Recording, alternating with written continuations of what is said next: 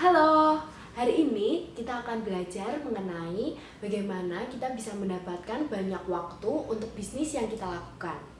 Nah, pertama, kebanyakan seorang pembisnis itu tidak memiliki banyak waktu. Kenapa? Karena mereka tidak mendelegasikan pekerjaannya kepada tim atau karyawan yang lain. Mereka berusaha melakukan pekerjaannya itu dengan sendiri. Padahal seharusnya mereka bisa memberikan pekerjaan itu kepada orang lain atau karyawan yang lain.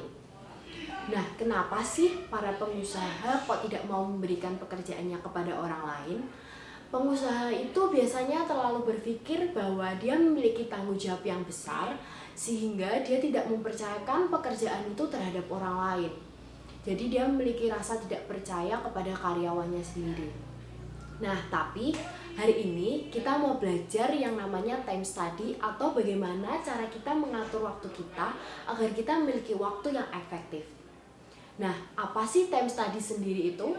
Time study itu adalah bagaimana kita mencatat semua hal-hal penting yang akan kita lakukan selama seminggu.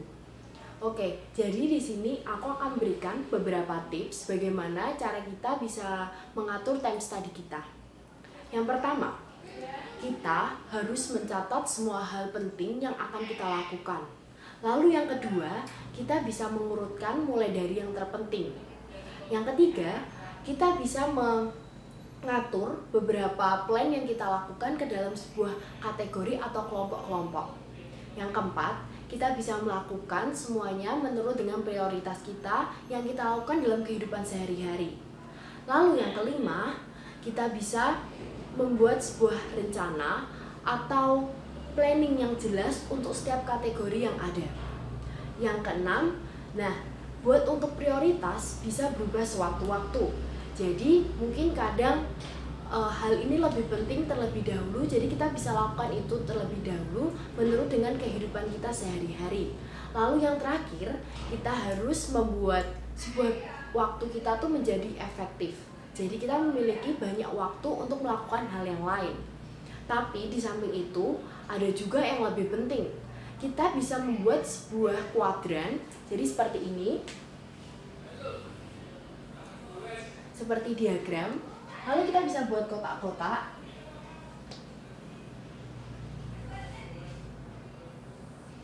Nah, di sebelah sini ada yang namanya skill.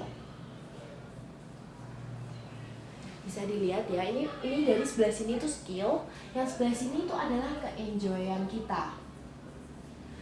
Nah, lalu kita bisa mulai dari yang ada namanya low, medium, dan high. Di sini juga kita beri low, medium, dan high. Oke, sekarang misal nih dalam satu minggu kalian memiliki beberapa planning. Nah, beberapa planning itu bisa kita masukkan ke dalam kuadran ini. Misal dalam seminggu itu kita melakukan yang namanya membuat proposal. Nah, kira-kira para pengusaha itu memiliki opini yang berbeda-beda. Misal nih, membuat proposal menurut saya itu adalah hal yang tidak terlalu sulit tapi juga tidak terlalu mudah. Berarti kita bisa taruh di medium. Skillnya bisa kita taruh di medium. Tapi kira-kira kalian enjoy nggak melakukannya? Kalau misalnya kalian tidak begitu enjoy, kita bisa taruh di low. Kalau setengah-setengah, kita bisa taruh di medium. Kalau misalnya kalian enjoy, kalian bisa taruh di high. Nah, di sini misalnya membuat proposal, menurutku tidak terlalu mudah, juga tidak terlalu gampang. Tapi aku juga tidak begitu enjoy, jadi aku bisa taruh di sini. Membuat proposal.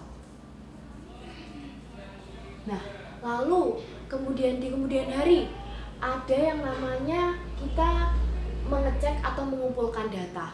Nah, mengumpulkan data tuh menurutku hal yang mudah dan aku tapi kurang enjoy melakukannya. Berarti kita bisa taruh di yang sini, low dan low. Mengumpulkan data. Lalu yang terakhir, misalnya nih ada meeting bersama investor. Wah, meeting bersama investor tuh hal yang sulit, tapi aku enjoy melakukannya. Berarti kita bisa taruh di sini. Meeting bersama investor. Nah, ketika kita sudah melakukan ini, lalu melalui kuadran ini, jadi jadwal kita tuh akan jelas. Namun, kita juga bisa mendelegasikan hal tersebut kepada tim yang lainnya. Nah, mendelegasikan pekerjaan itu ada dua hal. Yang pertama, mendelegasikan yang kamu enjoy atau kamu tidak enjoy. Misal nih, kebanyakan biasanya kita mendelegasikan pekerjaan yang kita tidak enjoy. Lalu yang kedua, ada yang namanya low skill dan high skill.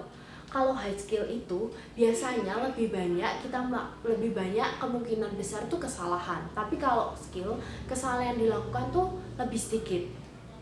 Nah, kebanyakan sebuah perusahaan itu mereka mempekerjakan low skill worker daripada high skill worker. Apalagi untuk perusahaan yang sudah mempunyai sistem, dia pasti akan melakukan low skill worker. Seperti itu. Nah, kalau misal kalian bingung apa sih low skill worker, apa sih high skill worker, artinya tuh perbandingannya tuh seperti ini. Lebih mudah kita untuk operasi di sebuah produksi daripada kita operation di manager. Nah, setelah itu, kalau kita mau mendelegasikan pekerjaan kita kepada orang lain, biasanya tuh ada berada di tempat ini. Di sini kita bisa beri arsiran.